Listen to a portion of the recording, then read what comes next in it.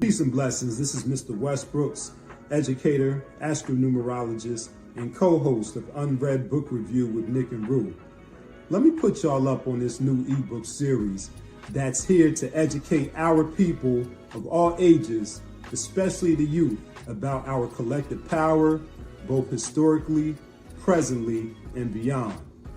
Voices of the Diaspora, written by Knowledge Born Allah, is unique in that it takes the traditional e-reading experience and infuses it with audio recordings, revolutionary songs, and revolutionary music videos.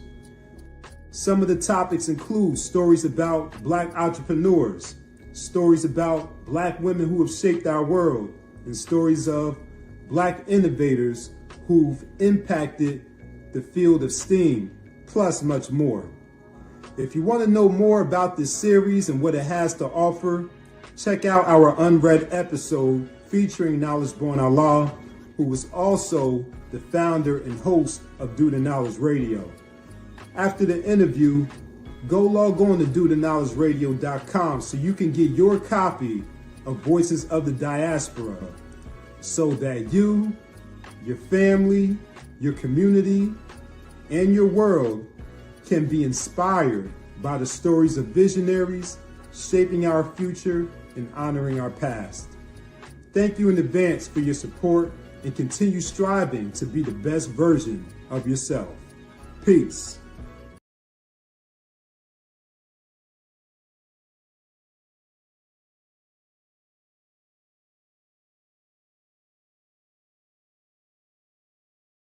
This is a song for Brianna.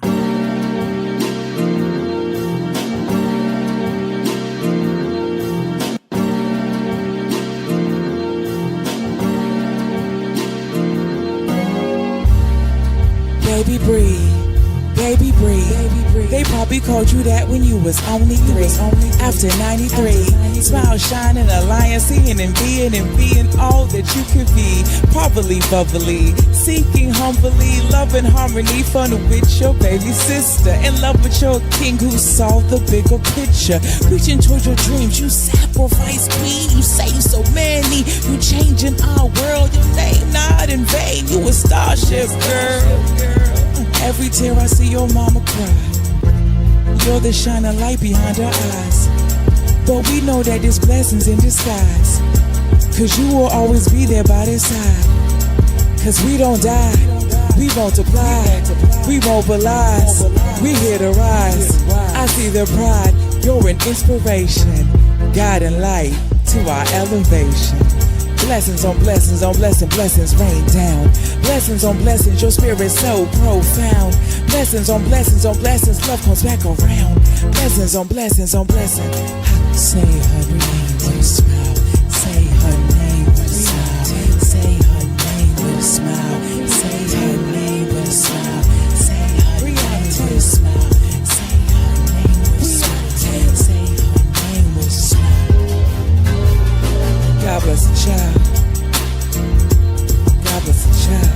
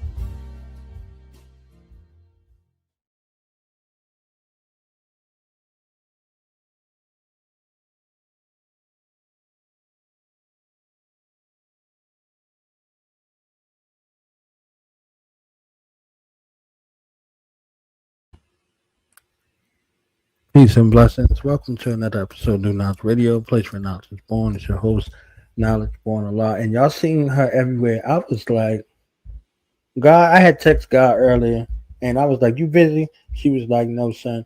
And I was like, "Where do we know Miss Dior from?" She was like, "Everywhere, son." I was like, "Thank you, mom." I was just double checking. You understand what I'm saying? So, on a day like today, May 13th, 2025, if we go back in time, 75 years ago today, a man was born who, from birth, was a wonder to the world. So shout out to the legend still here making music and shifting minds. And I'm sure Yeah. some folks are still having some babies and grandbabies because of that man and some great grandbabies. Okay. Uh, Stevie Wonder. In Yeah. essence of Stevie Wonder today. And 40 years ago today, in a little town called Philadelphia in the state of Pennsylvania, the city of Philadelphia dropped a bomb on innocent black men, women, and children. They called it move bombing. Mm. So why did I start like that? I started like that because the shift in our paradigm, the shift in our world produced an iconic cultural icon, cultural curator, a black magical woman who is bold enough and fearless enough to utilize all of the genres of music and all of the aspect of media in a multifaceted fashion to empower artists to speak truth to power. More powerful than a bomb dropped and more powerful than wonderment. So it becomes my honor and privilege at this time to introduce and present to others Chocolate City's own. Okay? He's on our modern day Nita Simone, Dior Ashley Brown, hip Thank you hop so much. polyman, founder of DC Music Summit. Welcome home. Welcome back. How you feeling? Thank you. Thank you. Thank you for having me. That was a beautiful intro. Thank you. I'm bookable. You know, you can take me on the road. I will introduce you all over the world in all of the languages. Okay? Oh, I You heard understand that. that? Okay. I am bookable. Book me. Let's go. So I'm glad you're here. I'm Yes, I'm glad to glad be. that you are using your gift and you are shining that light and being that shining light that God imbued in you for you to give to the world. You're doing it and doing it and doing it well. Oh, Man, sorry. hey, doing Yeah. it. Okay. Yes. So we've seen you everywhere, but Hmm. we don't know your genesis. What is your genesis? How did you kind of get started as being? Did you always want to be a black superhero who was going to be out here saving the world?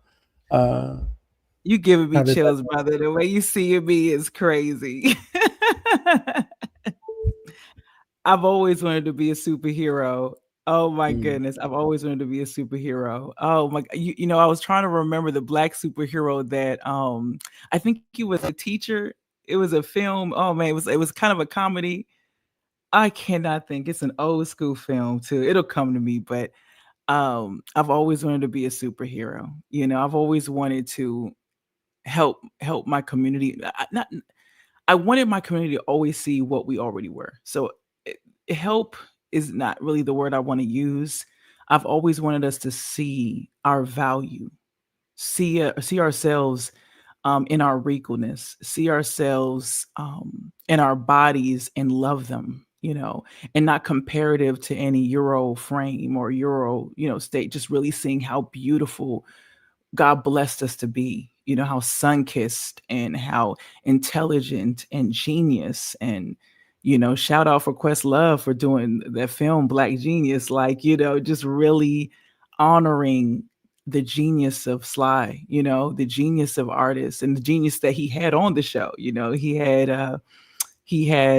D'Angelo on the show, and that I rarely see cases of D'Angelo, but I'm like this the genius of him bringing that the neo soul movement among others, and just I've always wanted us to see ourselves, and so my genesis really comes from my parents instilling deeply when I was a child, even with the challenges, you know what I'm saying, that we had deeply instilling in me a confidence of loving oneself, And I was a military brat too. So I would, even though I'm from DC, I traveled to different spaces and was able to see, and know it was all in God's plan, to see people from all different perspectives, to see myself in those circles and perspective, and be constantly challenged on self-value, to where I feel like now, I even honor myself more than ever, honor what God has blessed me with and how he put me on this earth and the trials and tribulations. So my genesis really comes from my parents and instilling that love in history. I'm constantly learning our history. I'm always like, oh my God, wow, we made that, we did that. But there was always this innate knowing. So that makes me a little lazy. I'm not gonna lie. Is that I always knew, like it always seemed to have some sort of soul or common sense. I feel like Black genius just always is like, well, I mean, even in my own space, like the genius things we do to make things just work and flow and high vibrate, So it just came from really just being, and allowing myself to be, and allow myself to remind myself that I'm free. You know what I'm saying? Because I do think freedom is a choice. You know what I'm saying? Freedom, you can decide, now the predicament may not always be favorable, but deciding that you want to be free. Like I was just talking about Nat Turner, like I think it was yesterday. I was talking about Nat Turner and how he was pretty much taken to every every plantation to speak to the slaves, right? And in using the Bible, because the way he was empowered by the Bible, they were really impressed, right? But he found so much knowledge in God that he found his own freedom through the word, and his common sense came in. And so then he inspired those rebellions. You know what I'm saying? And so it's always been, and there was a sense of common sense in that. I know that I'm free. I know that I'm the man. You know what I'm saying? I know what God does and God did, And so, it's just always knowing that sense of self and our freedom and connecting to that. And my evolution as an MC has been like this journey that is still a journey. I'm still afraid on stage. People are like, you be around? I'm like, man, I'll be nervous every single time. And I thank God for it. Like, if there's not a freedom in my gut, there's not a fire in my gut, what am I even doing here? What am I even doing do I even enjoy it anymore? So I love the challenges that I'm constantly presented in this being, to tell my story, who I am, and respect evolution, which is something we don't do a lot for musicians. But I can go on, brother, on this Genesis. Let me know. Come on, keep on. I'm here to listen to it all. I want to hear it all. Oh, wow. But yeah, yes, so yeah. But yeah, so the Genesis, the evolution of the Genesis has always been constant. I started I started singing. My father can sing, and I would be in the house singing like Whitney Houston and Mariah Carey at the top of my lungs. And being a military grade in different areas in different countries, the information of what's popular gets to you slower, right? So when we were living in Germany, we're waiting for the new Def Comedy Jam. Y'all probably all watched it like 2-3 years ago. It's us, right. Everyone's watching this one station or this one tape. And then we're making AFN, AFN, Armed Forces Network. Oh God. Yeah. So we're waiting for it to come. And the way that I've experienced the Black barbecue, the way that I've experienced listening to a musician reverberate in a community is so unique. And when you're on these bases, remember, it's majority Black. You're white. Right. Some of your white counterparts are, commanders and, sergeants at the next level, you know what I'm saying? And then there's trickle of white, mixed in, but it's majority Black on these bases, you know what I'm saying? Not by coincidence, And so, you're the vibe, and it's also multiracial. I mean, you've got, Black, Hispanic, Jewish, you got all different mixes in there, but yeah, that's majority population. So when it would hit, it would just be like, the vibe, like when starter jackets came out, like everything, as a kid, it was crazy. But we're getting it late. But so my parents, put in front of me like all of like my favorite artists. Like I screamed when I got SWV CD. Like I lost my mind. I was like SWV, and I remember one time being asked to speak at the Kennedy Center for Live at 5. This is before I even performed there. They were asked me, could I speak about my Live at 5, which is the 5 songs that brought you to hip hop, or 5 songs or albums. And people always look at me really peculiar when I bring up, Tevin Campbell's album, I'm Ready. And in there, he has a song where I later found out that Prince wrote the song, which makes so much sense. But he's in there talking about the transgressions of Black people. I mean, the album is all the way around. He has a song where he's talking about women and love, and then he's also talking about the politics and the system, which I always loved that about, like the through line of the 90s, honestly, and 2000s was like, you had to have that song where you was making sure that God was acknowledged in that piece. You know what I'm saying? You had to have that song that was political, like, so everything they trying to give you that roundabout. And in there, I always think about it. And I'll recite a little bit. He's like, I live the life a citizen's supposed to. So why I gotta be the illegitimate nephew? Remember me, Uncle Sam, I fought your war. And then I went knowing what it was like before. Sam, why'd you let him break my grandmother? They went to the oak tree and hung a brother. When Abe was slaving, there wasn't a fuss. But where was you when they was in my yard burning the cross? And I was like, what? So as a kid, I'm listening to this, and I'm feeling it in my gut and in my spirit, because my parents have already empowered me on, the past and who we are. So and then in school, I'm learning about, Egyptian hieroglyphics and and Greek mythology. So I'm like all like kind of like just in that space. So all of that is like building within me. And I was writing poetry. And poetry is where I also got my start. So I'm singing and I'm writing poetry in front of my fake bay window, because I put a little mirror in my room with a little chair, you know what I'm saying? And my grandmother taught me how to crochet. So I used to crochet my baby doll's clothes and things. And I'm at this mirror and I'm writing my poetry, you know what I'm saying? But I'm looking at myself, but looking off into wherever my imagination is. And I'm talking about everything, My mother's also buying me books. Like there's this series for one of the books is called Addie.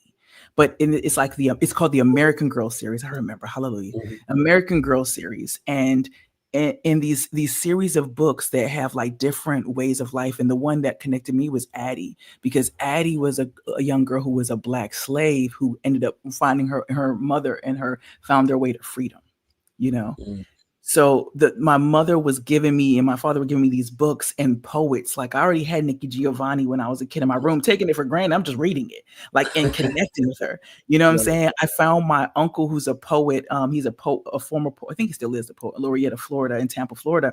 I'm finding his poetry, and the way I'm reading his poetry is the way I spit a little bit. Like it's like, so I'm not even an MC yet. These are just things that were coming as a part of my genesis as a child, And I'm giving it all to you, but like this is really like when you ask about the genesis. I want to hear as much as I can.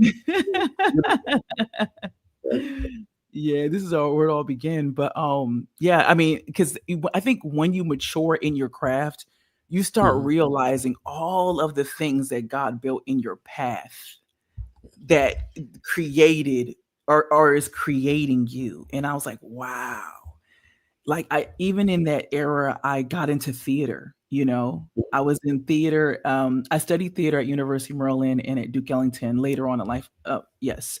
But early on, there were these small things. Like I remember this teacher I had, tall white guy, and I used to always challenge him. Like there was a moment in our history books where we were talking about foul language, because in the book, it talks about like where foul language came from. I said, well, where did the word F-U-C-K come from?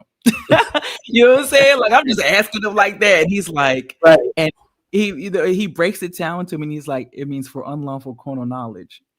And that stuck with me my entire life. I say it in my vernacular song. But later I found out that was a whole band and everything. Like, just crazy stuff, man. Just like the whole journey of this thing has been definitely divine, God, and all in God's plan. So I'm still curious. I don't want to leave this part yet because I got Okay. invested in this story. Okay. You said the first 5 albums that brought you to hip hop. You named Tevin Campbell. Now, what are the other 4 and why? Oh, okay. So I do remember saying, because some of it, excuse me, verbatim, but definitely Queen Latifah's Nature of a Sister. My mother actually had the album. Mhm. And so there were songs like that album just, inspired me, period, to see even the cover of Queen Latifah. Right. Yeah, just even seeing, is that's me going off and off my computer. Just seeing the image of Queen Latifah's, hat, you know what I'm saying? Her and her respecting her regal, her jawline, all of Yeah. that was just like, yo, like, and then she has on a blazer. Yeah. So I'm just like, yo, like this sister is bad, you know what I'm saying? Which is so crazy because though I respect Queen Latifah, it's never like in my energy to be like, oh, I want to be like Queen, right? Where she's like an actor and things like that. But it wasn't like, Mhm. oh, I'm emulating, Queen. But by osmosis, like I always tell people, like of our generation, it's almost by osmosis the way hip hop is influenced in us and is us, and we know what's not hip hop and Right. what is. Like it's kind of by osmosis. I always say those who are more conscious, you know what I'm saying? So I was just Mhm. like, and when I finally met her, and then people will say, "Oh, you like Queen Latifah?" I'm like, "Dang, I didn't even think about that." I was so inspired by Queen, like her confidence. Or like, I ain't playing that, but I would say a bunch of us Danas were running around. You know what I'm saying? Mhm. Like a bunch of us were running around, growing up, looking at like, wow, like look at her. You know what I'm saying? Or we were Right. just in our neighborhoods, like you had to be tough because the Right. boys was going to try. You know what I'm saying? To Okay. mess with you. You know. Yes. So it was crazy. It's crazy. Yeah, but so Queen Latifah, I'm sure I had Outkast on there because I'm a big fan of ATLiens Down. I can spit that album almost word for word. Like I love Elevators. Nas for sure. Mhm. Nas is my baby. It Was Written is one of my favorite songs. Just first of all, my dad raised me on jazz. So hearing jazz growing up and then Nas executing it. Like so that song is samples from Sting's song. And I think it's I forgot what that song is called by Sting. I think it's Soldier's Anthem or something. And he samples from the beat that Sting wrote, but he speeds it up and then adds the hip hop Mhm. to it. And the way he's like, fake thug, no love, you get the slug Slug, CB4 CB4, gusto. You look though, I didn't know till I was I drunk was though. You drunk, freak man was yeah. played out, get effed and ate out Played out. prostitutes. I was like, what? Got the gauge out. 96 ways I made out. Made Come on, out. time My away. dude, Yeah. FBLLA, Rebel Hey, AK brother, AK Spray, spray. Yeah. Tappy. Yes. Yo, the Every bit flow, of it. every bit of it. And the storytelling, like the Yes. way he was telling the story is it always, like even today, like when I was listening to then, you know what I'm saying, I thought I knew what he was talking about. But to be an adult and I'm like, you still giving me gems? That's hip hop to me. Right. That's Outkast. That's on. You're still giving gems to me. You still dropping them. Like I'm listening to your music today, and honestly, that kind of hurt me in this new era because I wouldn't listen to nothing else. I was like, I ain't listening to nothing else. I'm good. Like I was like, y'all don't know what y'all doing out here. I just started really opening up my ear to music today. Like I was like, I'll stay in the funk soul and go to hip hop era because I need stuff that feeds my spirit. I need stuff at higher megahertz. I gotta, you know what I'm saying, stuff high vibrational. And now I know why my elders kind of stuck in their lane. They got to grow into it, They got to grow into it. They didn't like our music until they heard some of the samples from their music. So yes, it has to be Thank you. A bridge. They're children, so they're partying like hip hop was partying when they was a kid. You see what I'm saying? So it went through party, then it got serious, then it got conscious, then it got party, then it got serious, then it got conscious. It's cyclic. You see what I'm saying? So, absolutely. I allow the young people to be young, wild and free, whatever. That's what they want to be right now. But Yes. they also say the artists, they Yeah. say when they want to hear the real, they come listen to what we was listening to because they were raised on it. You see Yes, what they I'm were. saying? So they were raised Mhm. on it. So it's a different Yep. thing, you know. Each lane, and especially you know, being overseas, Yeah. music lives over there forever, forever. It Records live forever. forever. Artists live forever. The music Forever. lives for every genre of Yep. music, not Thank one you. genre of music. Nope. Every Nope. genre of music goes Yes. overseas to be immortalized, to be eternal. Thank You see you. what I'm Thank saying? So Yep. yeah, I'm in the techno club, like, oh, all right, yeah, we in here. You We know what in I'm it. saying? So it's like, all Yep. right, let's go. I'm in, you know, so And that everyone's ability to partying be, together. yes, everybody's partying together. That's a beautiful Yep. thing. And people don't know English until hip hop come on, and then they know all of the words. And then when they go off, you be like, hey, brother, be like, I just Nick. You understand? You know what I'm saying? Yep. What the hell are you talking about? You see what I'm saying? That Yep. music come back on. It's like, all right, jump, Yep. jump. The Mac Daddy make you. You know what I'm saying? You Everybody's hear in there me? doing that. So, yes. Yep. So that is the beautiful part. And what I Yeah. wanted to say real quick about HC Aliens was I was in Atlanta Yeah. where the queen of spoken word for me anyway. Georgia Me at her poetry party, and they're like Big Roo supposed to perform. So I'm in there. I'm like, oh snap, this is the twofer. Okay. I Oh, so get the Georgia Group Me. and Outcast? Yeah, yeah. Wow. Well, not Outcast, Big Rube Oh, big. and Okay. Big Rube and Georgia Me. So Okay. I'm in Okay. there Yeah. and I'm sitting listening. The vibe is crazy. You know, we back in the area, and I'm with Big Rube for 2 hours before I figure out I'm with Big Rube. We drinking, talking noise, Oh, blah just blah blah. hanging. Wow. For 2 No hours. clue whatsoever. I'm like, hey, Wow. give my elder another drink. We in here partying, blah, blah, blah, this, whatever. Like, I'm talking, he talking, I'm talking, he talking, and he talked one time, and my mind flashed to growing old. See, Wow. true deception, a millionfold. Da, da, da, da, da. Like I went through that whole thing in my head. I was like, Rue. He's like, yeah. I just figured out it was you. He's like, it was better like that, wasn't it? I said, Wow. When you my did heart, like you understand what I'm saying? I'm like, I'm kicking it. I'm just kicking it all night. You know what I'm saying? With the Yeah. other person I came here to see. So I'm like, man, it was just amazing how organic it is and how real people are. Because you know, you met a whole Yes. bunch of people. You meet some folk, you like, oh shit, I wish I wouldn't. Yeah, bro. Yeah, you're right. Never. Me too. Sometimes Just I'm got like, do I really it. want to Just ruin got it. this for myself? Right. So Yeah. yeah, I just wanted to share that part, and I'm curious as to what the last album was because you named four.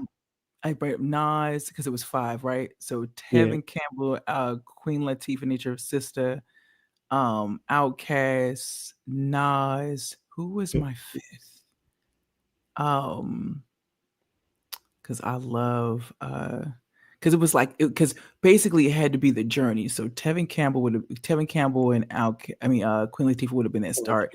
Outkast is when Outkast and Nas are when I started to kind of like seek myself. You know what I'm saying? Like for myself, outside of like my parents, and what I mean, I will say also like Heavy D, he was another like mix of what my parents were influencing into me. Like I just like people don't bring up Heavy D enough.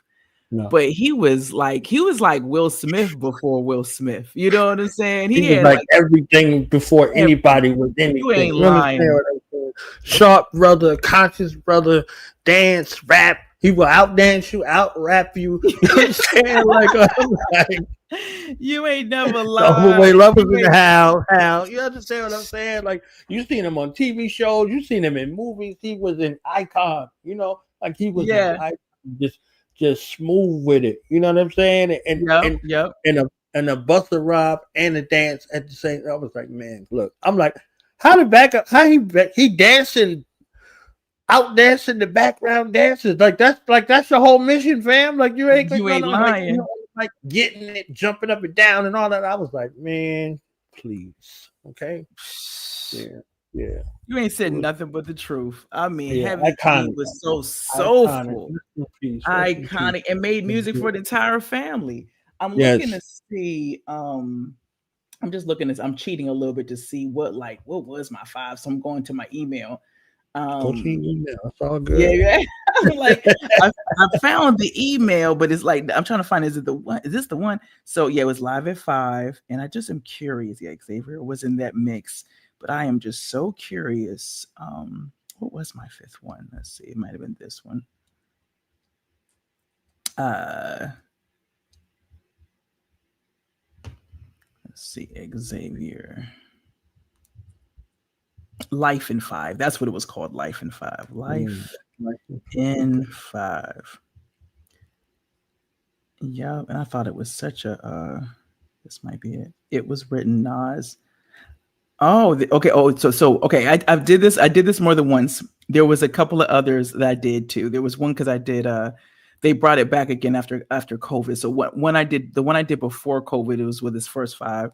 But in the new mix, I had Nas. It was written Sci-Hi Mandela, which is I heard that a little bit before COVID, where I was like, man, that Sci-Hi mixtape doesn't get enough love, but I mean, they won't play it on the radio, I guess, for the samples, but it's amazing. That meant so Mandela is one of those one, and Antoinette, I got an attitude with something a little bit later, because I had learned about Antoinette late, you know what I'm saying, and I was like, whoa, hold up, she existed, and I didn't know that her and MC Lyte had had celebrity beef because they were trying to, it always has to be one woman, so so she was doing her own thing, and her battle was like, well, I'm actually writing my rhymes. And I was like, oh, yes. I never knew that was the conversation. Those was vicious. They were vicious. They wasn't like the dudes rapping back and forth. I'm better than you. I'm better than you. Like, nah, they was graphic and serious. Okay, they were serious, and I think Roxanne versus Roxanne Shante, like those was battles. Okay, like those was battles. They talk about the guys. I'm like, nah, they couldn't hold a candle to how they was going. I was like, man. So it's crews, and your crew hype up this one, this crew hype up this one, this and that, and all that. So it's like, the real. Yeah. So. Okay, I found the list. I found it. Okay, so it was Tevin Campbell, Uncle Sam, which I recited to you.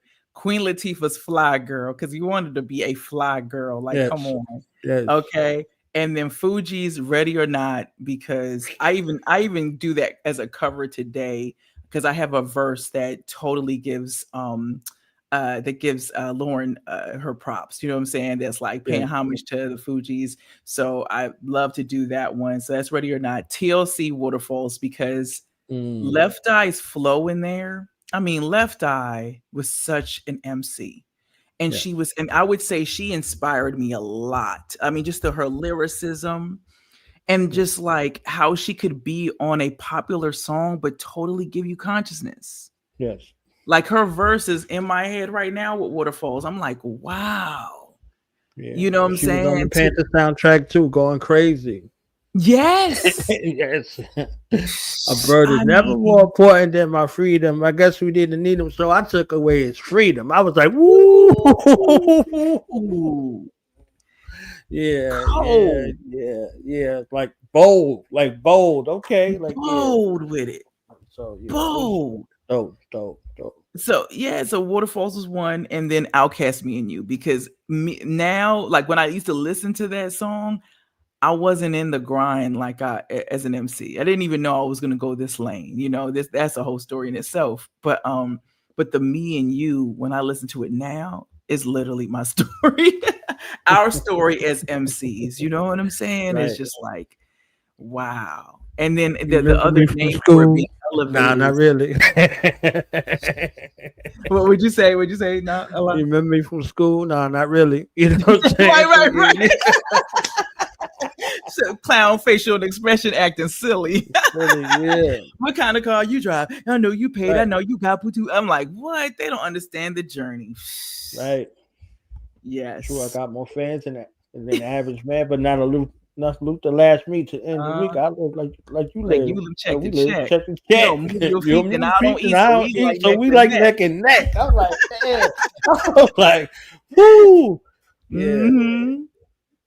Yeah, So that's that's the separation of the worlds, and I know, like, still now they don't know how to pay creatives their worth. And you talked about the legendary Viola Davis on one of your podcasts, saying about pay me what I'm worth. You see what I'm saying? Yeah. Knowing your worth. And Yeah. I believe in there was one of the catalysts for DC Music Summit. Mm-hmm. Mm-hmm. So. Well, and I'm so glad you brought this up. So timely. When I started DC Music Summit, didn't even know I was going to do a nonprofit. Never had a plan to start a whole nonprofit or company outside of, my own LLC to be an artist. Just to be real with you, I had no plan for that. The humanitarian in me spoke out in that, but really, I started learning things about being an artist. Like I had found an accountant online who, focused on deductions for the tax deductions for the artists and things like that, and trying to teach you how you need to become a business, things like that. And I was like, what? And so I would start learning things. And it was also crazy the level of gatekeeping I was dealing with. Like I would ask people simple stuff and they wouldn't tell me. They would send me all around the world. And these are people who I would collaborate with.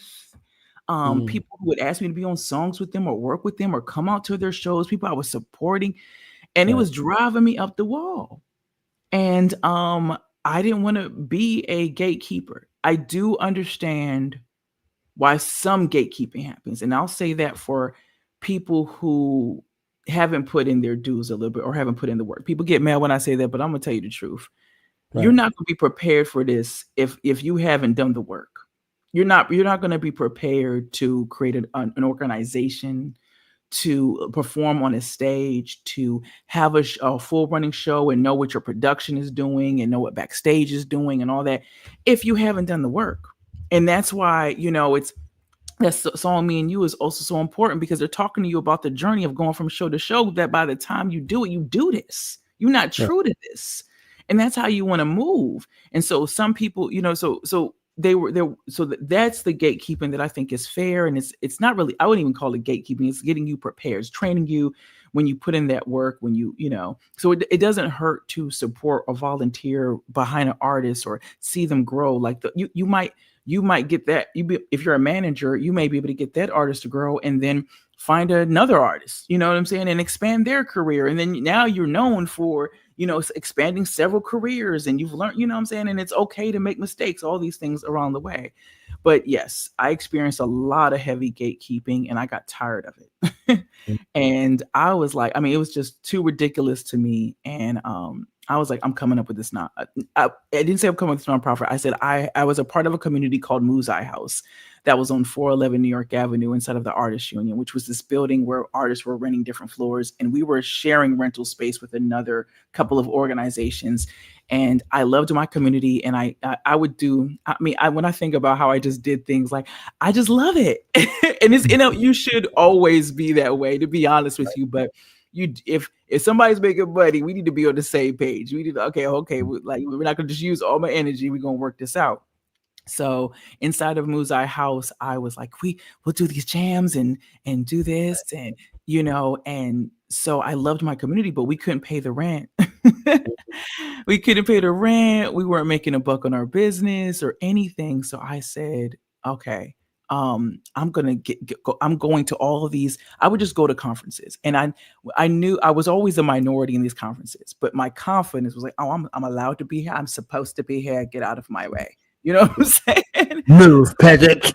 me. I was supposed to be here, but I didn't like that I was not really reflected in any of those spaces, right? I didn't see my people talking or nothing like that, or maybe it's a token of us in that space.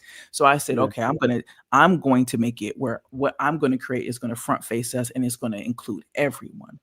And that's what I did with DC Music Summit, with little to nothing, but I got blessed by like, just God was like, there was just a girl who was coming to our jams, loving what we were doing at Muzai House. Come to find out, she worked at Google.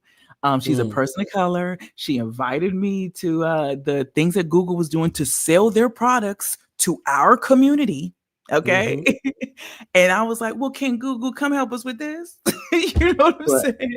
So God just kind of like gave me the audacity. Thank God he gave me the audacity.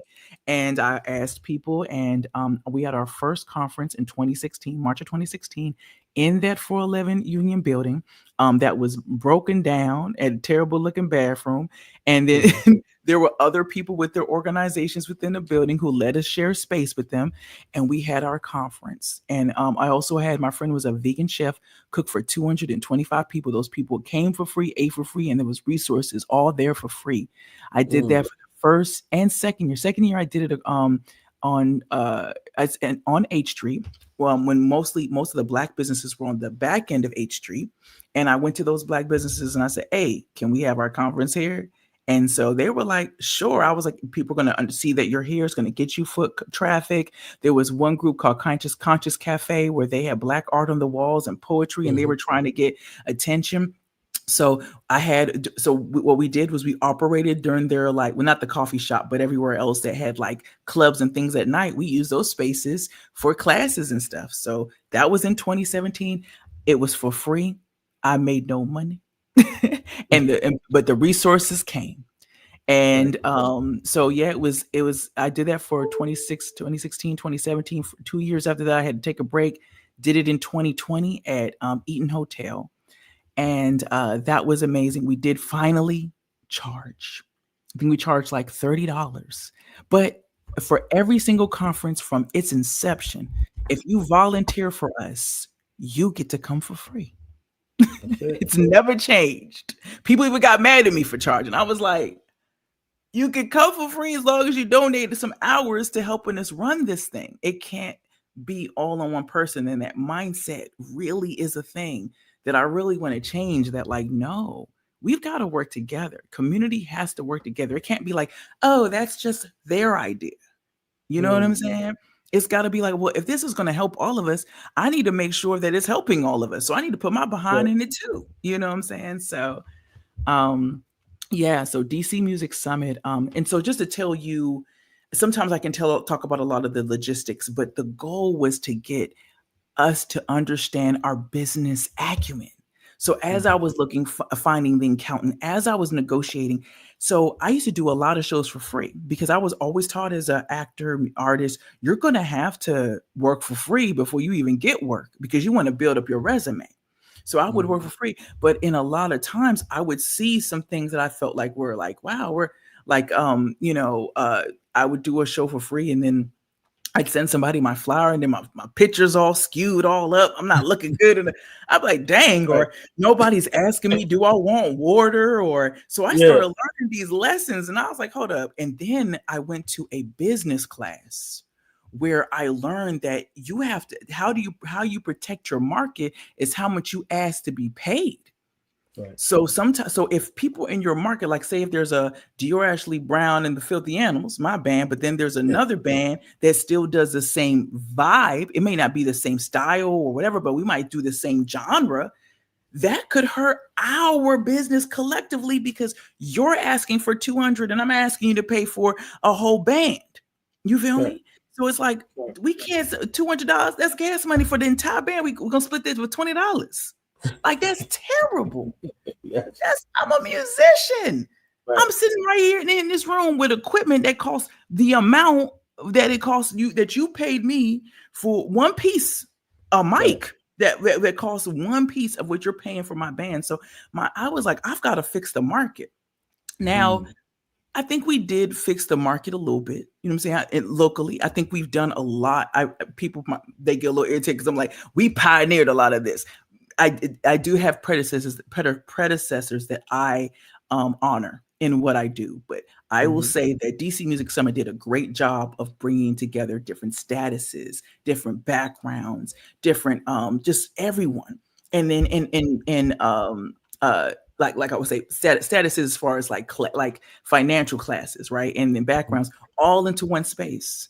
And a lot of people will tell you today that they got super opportunities. They learned a lot more. They just from being in the network. I mean, I see people using like lawyers, entertainment lawyers that we had at our conference, accountants that we had at our conference, PR people at our conference. Oh, you guys are teaming up to do an event because they met at our conference. So the whole thing is like bringing everyone together to convene, to learn, to connect.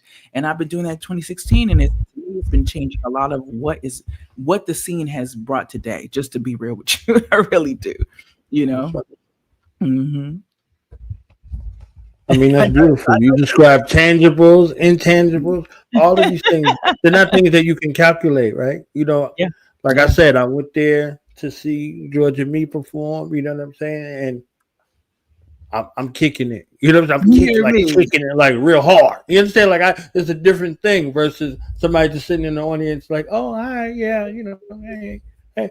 But you know, whatever the case may be, there might be clapping in the back real loud, but other than that, not a direct engagement, not something. I'm just hoping I was like, I could see somebody get a picture, you know what I'm saying? Or I could get a little interview, but I got everything. You see what I'm saying? Everything. So you're in that right position. You're there. You see what I'm saying? You're in that right position, and you make the best of those opportunities. Speaking of making the best of those opportunities, go ahead. Oh, I was just going to say, our last conference, we had a Freeway from Philadelphia come and teach a class, okay? He hung out. He hung out and watched other people perform, ate good. So you never know. You never know. You're absolutely right. Yeah, that's a beautiful thing.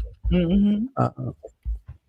I was saying, speaking of making most of the opportunities, well, I think everybody else was inside. You know, during the pandemic, you was inside but outside during the pandemic. So you was everywhere doing everything. So, you know, highlights, you know, and what was the pandemic for you kind of pre, during, post as a creative, and leaps and bounds, defining moments throughout the time? Wow. So get this. The DC Music Summit, the third one that we did, was literally a month before the pandemic. We didn't know. February, because it was I think we had it around like the 15th or something like that, or the 3rd of February. I'll look back. But it was right before we shut down in March, and I'll tell you about that too. But February, it was beautiful. It was a beautiful day. Everyone came out. I mean, we felt so good about them. I felt good about the music scene. I was about to say, oh my God, this is about to go crazy because everybody was there. It was incredible. Eaton Hotel, where we who sponsored us, literally was like congratulating, like they were just like, this awesome event. Because I mean, now people were aware of everything that Eaton offered. And it was at the beginning of like Eaton getting this awareness. Now, Eaton Hotel is a space that's on K Street in Northwest DC. That's more of it's not only a hotel, but it's a cultural hub, you know, like they make sure like when you step in that you feel welcomed. You know what I'm saying? You'll see historical pictures of our ancestry on the walls. The rooms that we had the conference in were named after runaway slaves like Beverly Snow. Like it was, when I tell you, divine alignment. But so that happened right before the pandemic.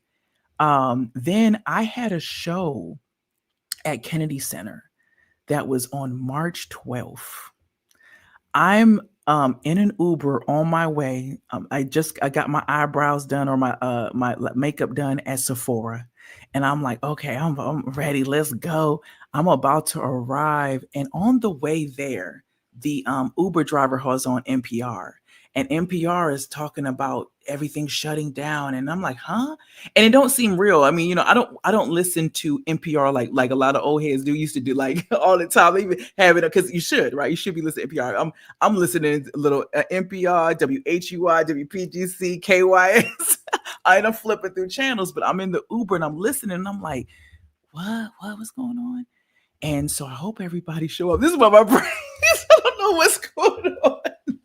And I get there and my band is there. Everybody's there. We have a full audience. We rock. It's incredible.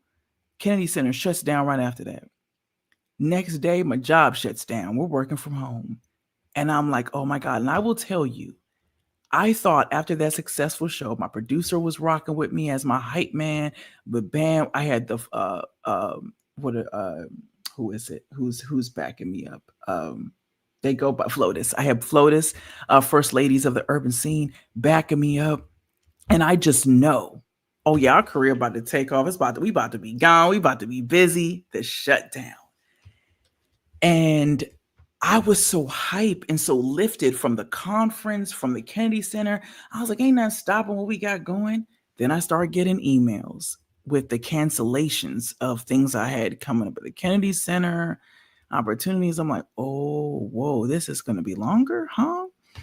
And my mind was just like, Dior, whatever you do, don't go into a lower vibration. Don't get depressed.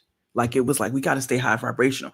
And then also I think there was a conversation on staying in high vibration because you didn't want to get sick too, right? So like you didn't want lower vibrations to bring you into things, even though we all gained weight, I gained weight during that pandemic. It was just like, I didn't want anything to bring me low, but there are a lot of people who really I'm so thankful for. Like Easy Street was one of the first people to bring me on to his show on IG.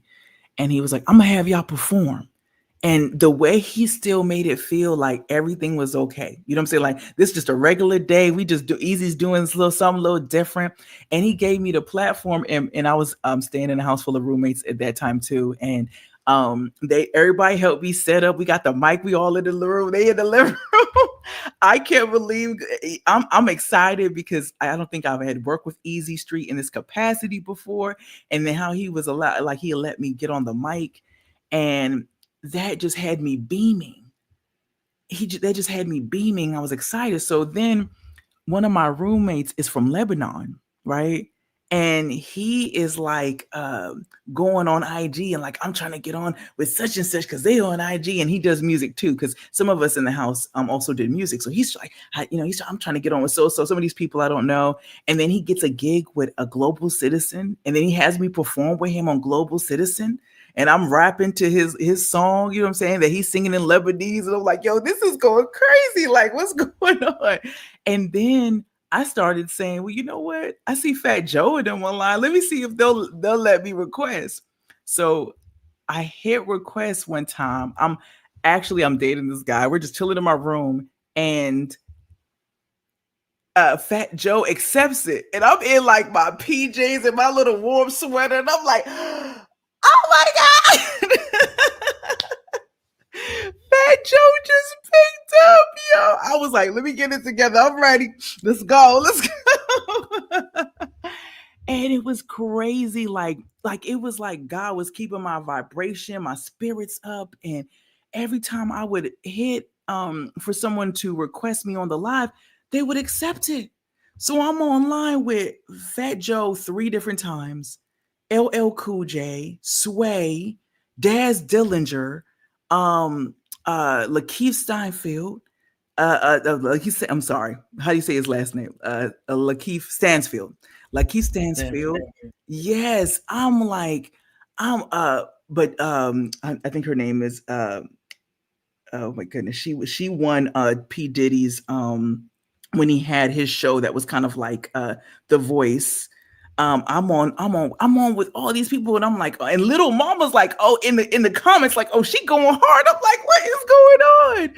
So it was like surreal. So just staying in that higher vibration and staying positive was making it happen. You know what I'm saying? And then like, I just was going off. I was turning that pain into something else.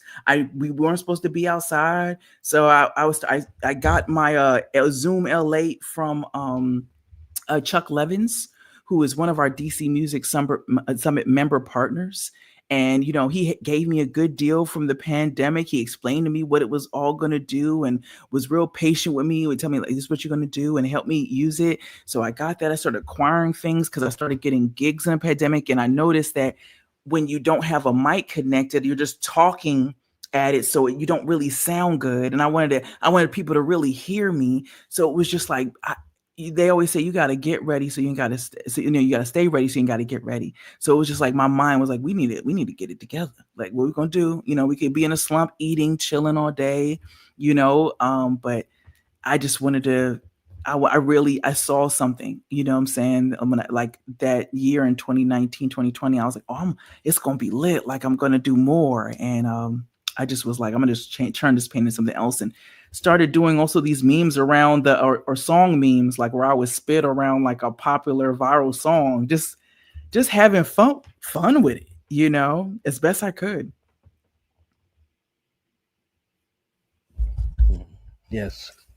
I think I've seen every one of them at the time. Yeah, I was in the building for a few of them. I was like, oh, word, like yo, you understand? So it's like I'm like, yeah, that's why I had to text God earlier, and she was like, yeah, fam, you know her, like don't stop playing. You seen her, you know her, blah blah blah. Yeah.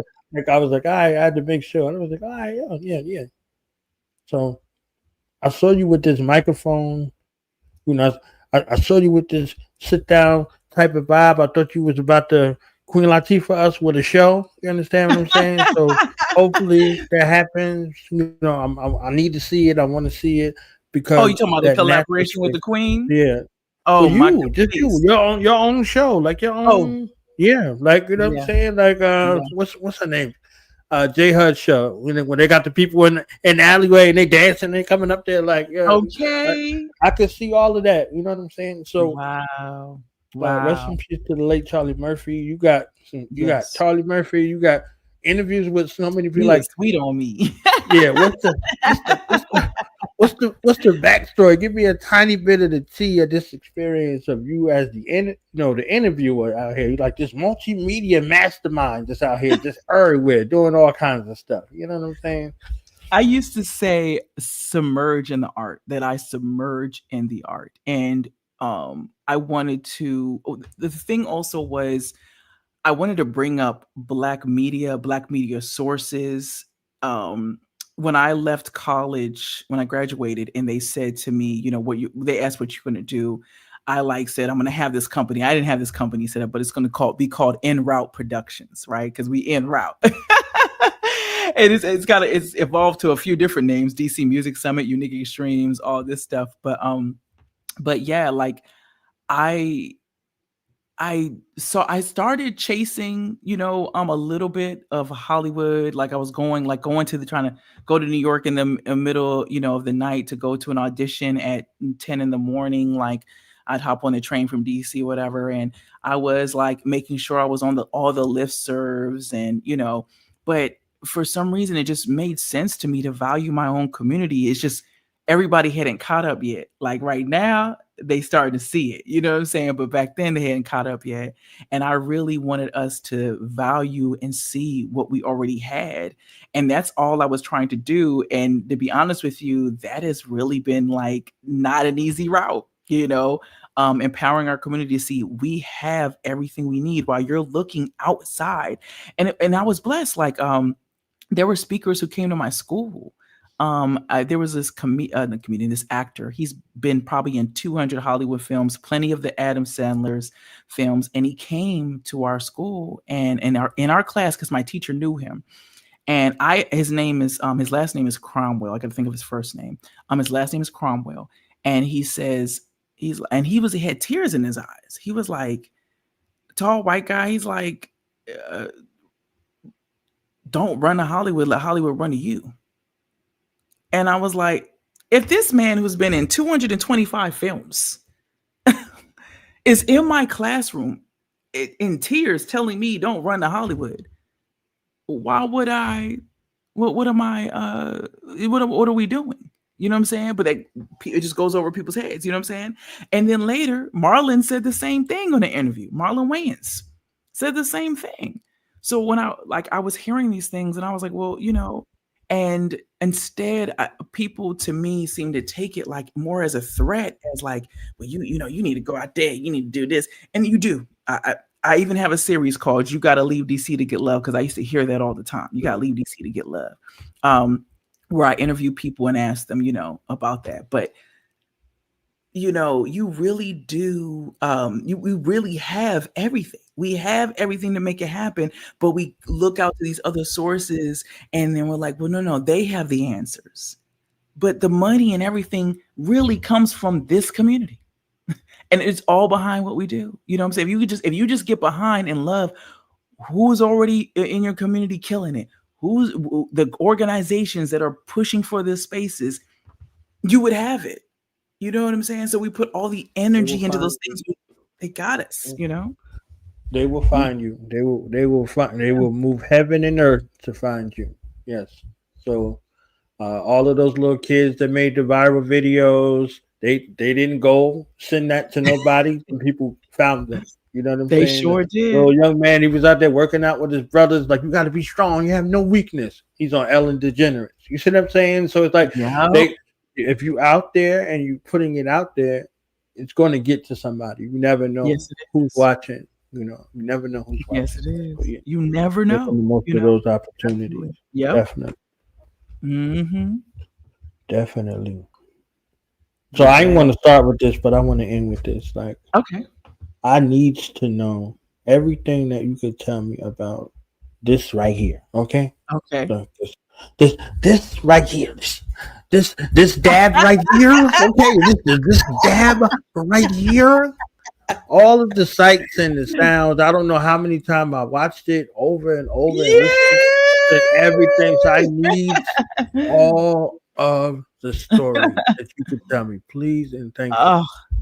Yeah, everybody wants to know. I saw that they were doing this and I thought it was dope, and I was like, I'm going to go to it. They said they were having an all-woman cipher, and I was like, oh, I'm showing up for that. I'm representing. And did I know there was going to be 300 women? Hell no. 300 women? No, I did not know. And I don't even think those are the real numbers. There might have been more than that. I mean, we filled the Bronx platform. Like, it was scary. Like, there's this much platform for us to stand, and we're from the top to the bottom at the edge, filling it up. It was unreal. It was so divine. Like, I just thought I was good on time. I was running late. I thought I was going to miss them. I ended up showing up and they were on the platform. Hallelujah. A whole bunch of police around, like, what's going on? But they was chill. They got hip to what we was doing, and they stood out the way. I guess they wanted to make sure everybody was all right, It was packed on them trains. I mean, it was like this. It's like this. This is how you getting past people. We rubbing up against each other. It's so tight. But God put me right there with the dude who organized it. I jumped right in. He was like, who's gonna spit on Doechii and who's gonna spit on Lauryn Hill? I was like, I'm gonna spit on Lauryn Hill. You know what I'm saying? But he did the Doechiis first. But the Doechiis were this long line. It was like MC after MC after MC. I was like, I'm gonna do Doechii, because I told him I could spit on anything. I'll do Doechii. I'll do Doechii.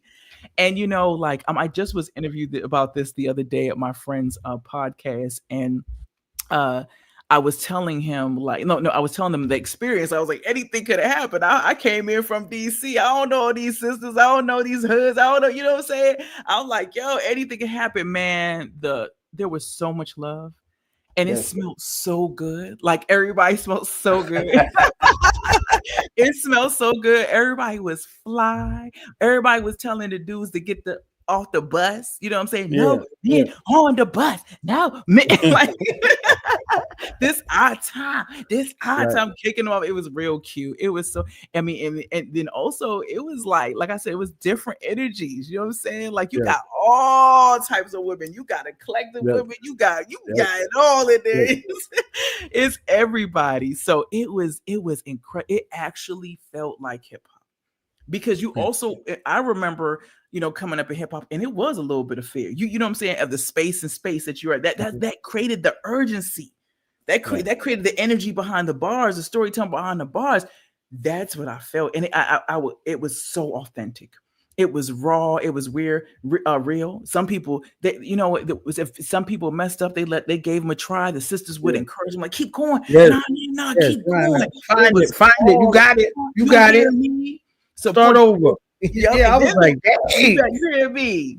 Start. Let's go. And they were giving that, and then there were moments where, like, it was just like, oh, like also when it got intense, like, because you're nervous to go, they're nervous to go, you gonna go, like, you need to go, you know what I'm saying? Like, it was getting like, I was like, let's go, you know what I'm saying? Like, they gave me, like, they really showed me love. They gave me space.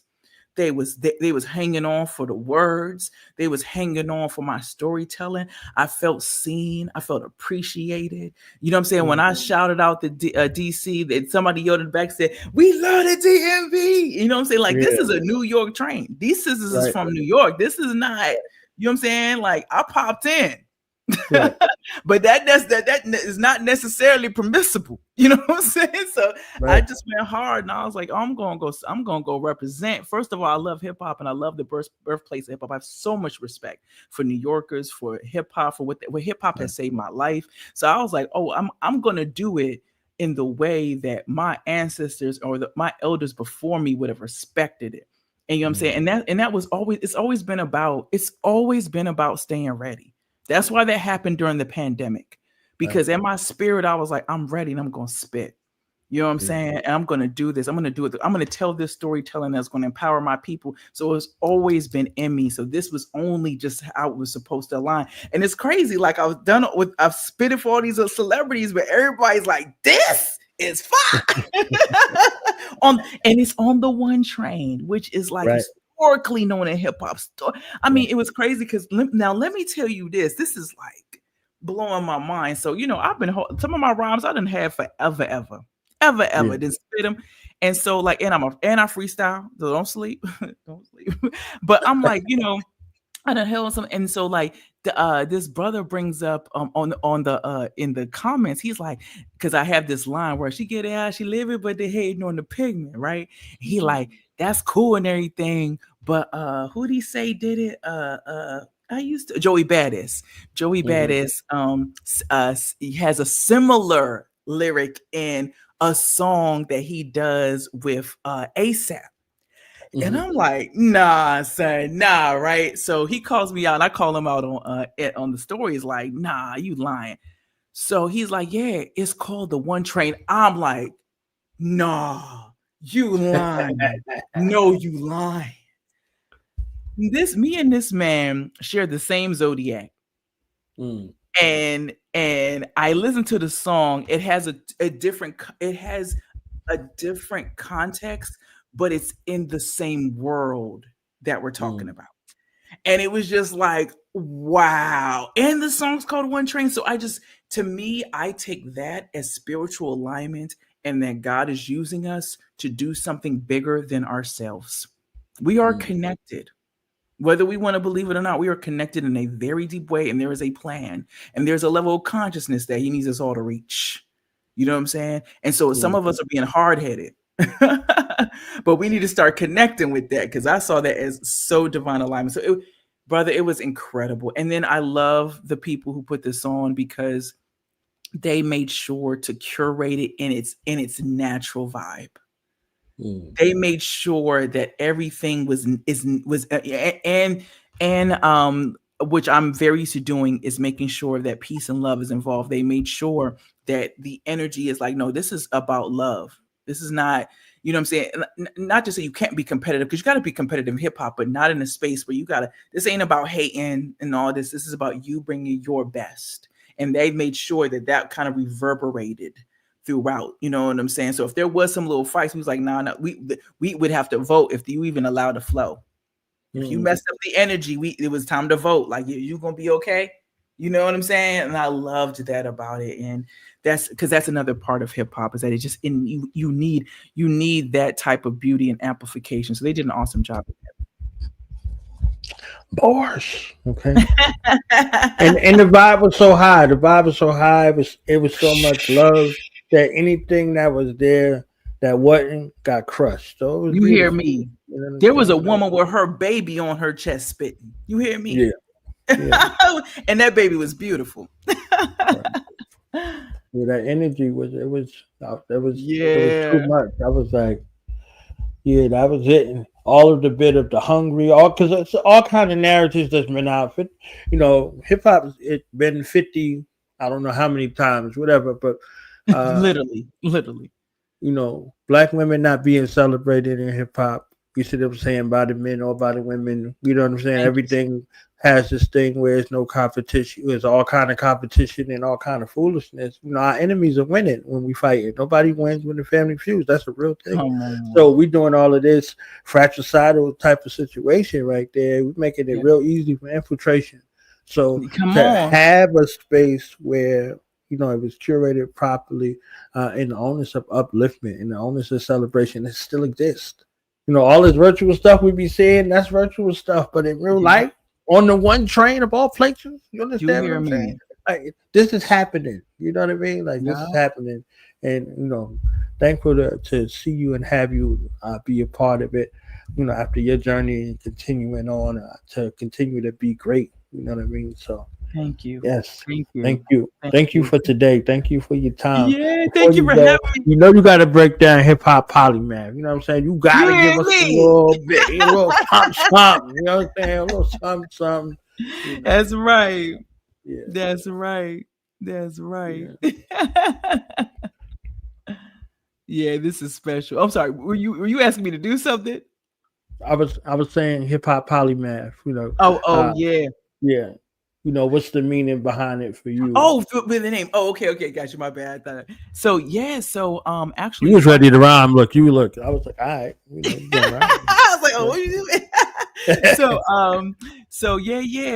polymath. Actually, I wrote a play called My Vessel, which is a hip-hopera, and it's a bunch, like a series of kind of like monologuing the story of like just experiences that were within my life and outside, you know what I'm saying? And just certain things I saw that like really affected me growing up, coming back home to DC and really seeing that. And so I wrote a series of those, but all in hip hop form. So all in hip hop verse. I was an actor, so I studied a lot of Shakespeare, and I just loved like iambic pentameter. And so I was like, that's not different from hip hop. You know what I'm saying? So a lot of that has that similar inspirations. It's poetic, it's hip hop, it's iambic pentameter, it's crazy. So I wrote this hip-hopera, and I think I got accepted into a festival called the Atlas Intersections Festival in 2018. I did it twice, but in 2018 I got the chance to do it at that. And basically the Washington Post reached out to me and did an interview, and they named me a hip hop polymath in the article. And so basically it's like a person who is using their art or their passion in multifaceted ways. And I was like, wow, that's like, because all this is driven honestly by my love for hip hop and the gift that God has given me to speak through it, So I was like, oh, that's perfect. I am an MC, I am an actor, I am a founder. Yes, I'm a CEO. So that's where a hip hop polymath comes from. I was named by the Washington Post. Bars. She was named by God's post. Okay, Washington just happened to pick it up. You understand what I'm saying? So yeah. We out here. So, a final word to young creatives out there. What message do you have for them?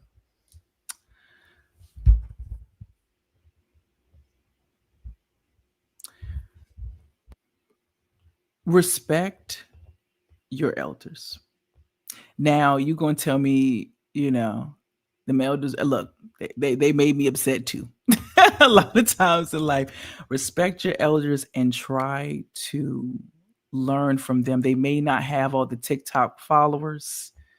I would even say beyond your elders, just those who have paved the way in doing a lot of work. Respect the work that they have done and listen to them, because there's tons of nuggets and stories and connections that, when they become sages, it almost becomes mythical, the knowledge, right? While you're chasing all of this commercial, superficial, tangible, fame, money, whatever, there's just certain nuggets that the undeniable knowledge and information that they give you that you're going to need and need to respect, and you're going to reflect on, like in life, like, oh, that's what they were saying. It happens to me all the time. It happens to me all the time. So respect and learn and absorb. definitely do those things. When you decide what you're doing, trust the process. A lot of times midway, I'm like, oh, no, this ain't going to work. Da, da, da, da. And then you'll blow yourself away. Respect the process. And nothing beats a failure but a try. You know what I'm saying? Like, at the end of the day, you did it. You did it. And a lot of times we're so hung up on what it should look like or what somebody else said. You did it. There's not a lot of people can tell you nothing.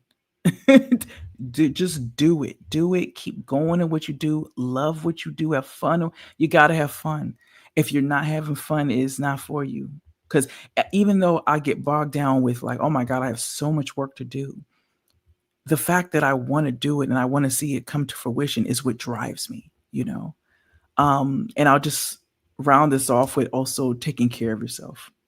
There were a lot of times I sacrificed myself in a lot of my work and my community efforts because I thought that's what you had to do, you know? And now that I'm in this beautiful space of healing and giving back to myself and making sure I have my vitamins every morning and drinking water and incorporating fitness, it is also giving me the longevity, the healthiness you need, because you got to be healthy, you know? Yeah, use that. Like I'm a spitter. I'll be flowing. I'll be in the spaces, but you need the energy also to be in those spaces. And that's whether young or old, you eating the wrong things, it's going to slow you down. So make sure you're starting to pay attention what you bring in your body. You're making you do your vegetables, do your water, do your vitamins, and then make sure you have mental time for yourself. A long time ago, the creator of Essence, I got to see her speak, and she was like, you need to give yourself about 35 to 40 minutes alone time by yourself. You know what I'm saying? Where you don't answer for anyone. And I make a lot of space for a lot of that personal time, but try to make at least that 35 to an hour of time to yourself to get like still, because there's so many spiritual downloads and things that are trying to you're trying to connect to, that are trying to be said to you, because every day the world is just giving you so much information right through the Instagrams and things like that. But like, take a moment and see what like you're saying, listen to what your body's saying, and listen what the spirit is trying to tell you. I know that probably was a lot more than I love every bit of it. No, don't even try it. They needed every bit of it. They was eating like me. I'm like, yeah. Okay. Eat it up. Okay, let's go. That's right. Yep, good food. If you perhaps had a bar or two that you wanted to share with us in there somewhere, we would be grateful. We would be thankful if you had a little something, perhaps. Okay. Let me think. What I got for y'all? Presto, the mic was in my hand, surrounded by fans. The way in their hands up in command, playing the scam. Knew I wasn't born with diamonds on my hand, knowing my motivation was my Gucci and Prada, a day on the sand. Confused with persuasion, push words with confrontation. So you look at another beat and ask her why she hating. I was delegating. What if they were moving to what the song was saying? But I heard the game I was playing. It got deeper when I saw the hands were swinging, making obvious delays of the head that I gave. Bammers that got me paid. All in between my phrase, eyes dazed with amazement. When I told them how I gave a beat a facelift, I was shameless with my rhyme. All that I knew, it was Dawn Perry on time. Not the reflection that I was given to a young mind. Just a reflection to keep my own shine on this money that I get when I forget about the hard times. Trying not to think about my conscience when all I can think about is my promise to get my mama out the drama of the projects. Can't you see I'm starving? Hear the name they're calling? I can ask aloud if I'm not even trying to harm them. Just want to let her be known. When a Bama drops his waist low, being a father is a no-show. He can't get anywhere with no dough. Hold up the interest with your birthday present, and no Bama will forget it. This sentimental dead it. Just know when he goes, oh, you know where he's headed. I mean, how his head is. Hold up, don't let the mic go. Drop ish, that's insightful. Save our generation from denial. Begin the revival. Let hip hop live inside you. Live inside you. Let hip hop live inside you. Hold up, don't let the mic go. Drop ish, that's insightful. Save our generation from denial. Begin the revival. Let hip hop live inside you. Live inside you. Let hip hop.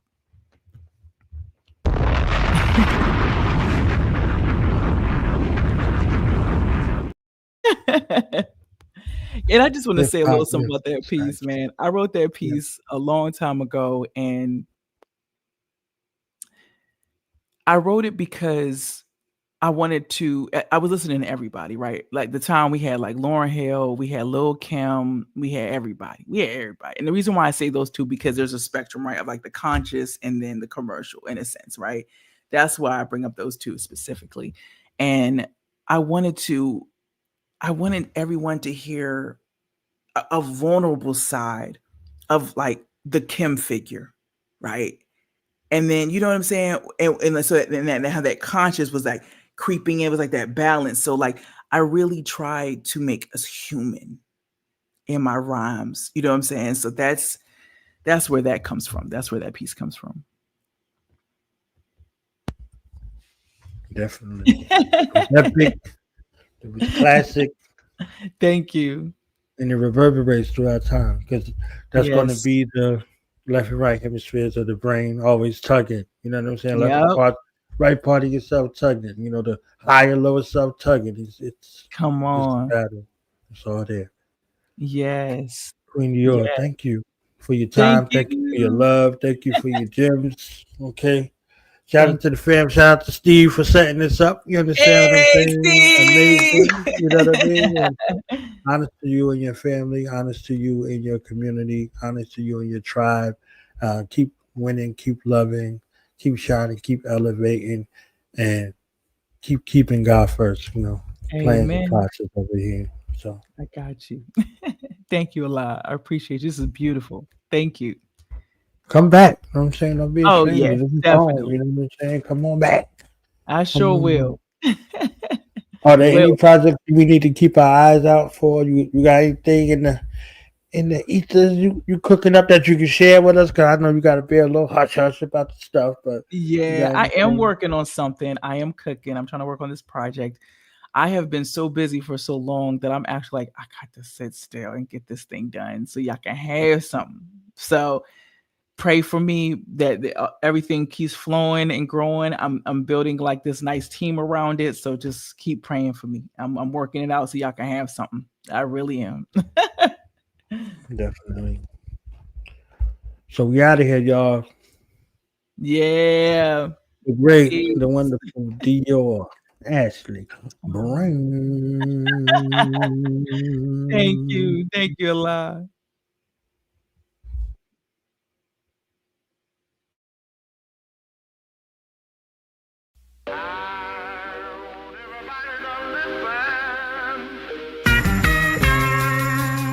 It's been a long time.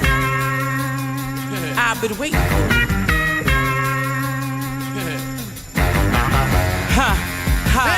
There's a war in the feeling, they ain't keeping it real. They think it's easy to peel just cause they flipping those bills. The only vote is for heal, but if I trump it'll cost. We already walking dead in the land of lost. I've been taking it way back, say Jack. Been my own wicked woman on the track while you twerking in the trap. I'm gonna get them plaques, yeah, my mind is on them racks. I'm just stating loosely facts, go and get that contact with your loose leaf ass. Leaning on the wall with your bathroom pass. Need a Wonder Woman in your life, how fast? I'm gonna tell the truth, but you puff pass. Speak my vernacular. Speak my vernacular. Speak my vernacular. She back, For unlawful carnal knowledge, I'm wedged into worry while they suck and hurry. I'm just skating, do my derby. Watch these cameras all pervert me. Won't respect my name and dirt me, but I woke up early. Even when I'm fucking late, I'm applesauce and frosting the cake. Bake your plate A while they ingenuities ace. I'm planning an escape with the Save the World 10.8. Love potion number 9, fine dine. I want a piece of American pie. Lie under pudding pop shock that I ate the chocolate up. Why they tell me Californication? Afro on Rodeo Blaxploitation, and all this to the congregation. Speak my vernacular. Speak my vernacular. Speak my vernacular. Rock with a feel, cause I keep it ill will. Thank God he instilled whether red or blue pills. Kill Bill, don't trust. Bent up like Eon Flux, fearlessly protruded with my elephant touch. I see them shaking in their lounge laundry cause I'm smelling the musk. They use their gimmicks as crutch. I did this all on my lunch. Break fakes up till late. When I'm on the mic, I'm late. They relate, capturing the moment. Got me all on tape when they say me. It's so dreamy. I'm a play date where they vacate. Rewinding to they underlining fate. Back in the mirror for they say. Speak my vernacular. Speak my vernacular. Speak my vernacular.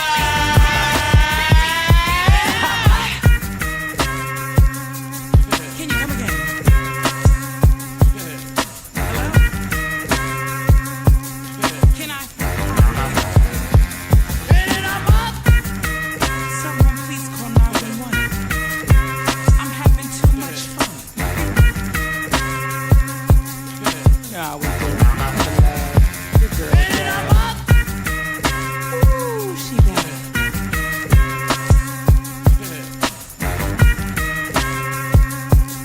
Sweet.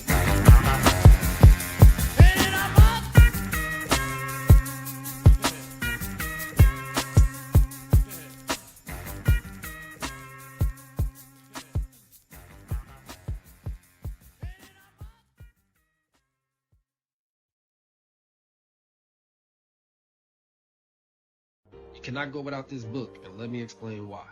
Voices of the Diaspora, written by Knowledge Born Allah, takes you through countless and countless different blacks. From our scholars, our warriors, our great sisters, and even entrepreneurs. It speaks to the past, the present, and the future. There's even an action plan for us that are serious about businesses that we wanted to take on. Entrepreneurship is one of the first things that he speaks about. And if you're an avid reader, this is a 5-part series. So this is not only a great resource for ourselves, it's a great resource for us as parents. We can teach it and incorporate it into our lesson plans for our children.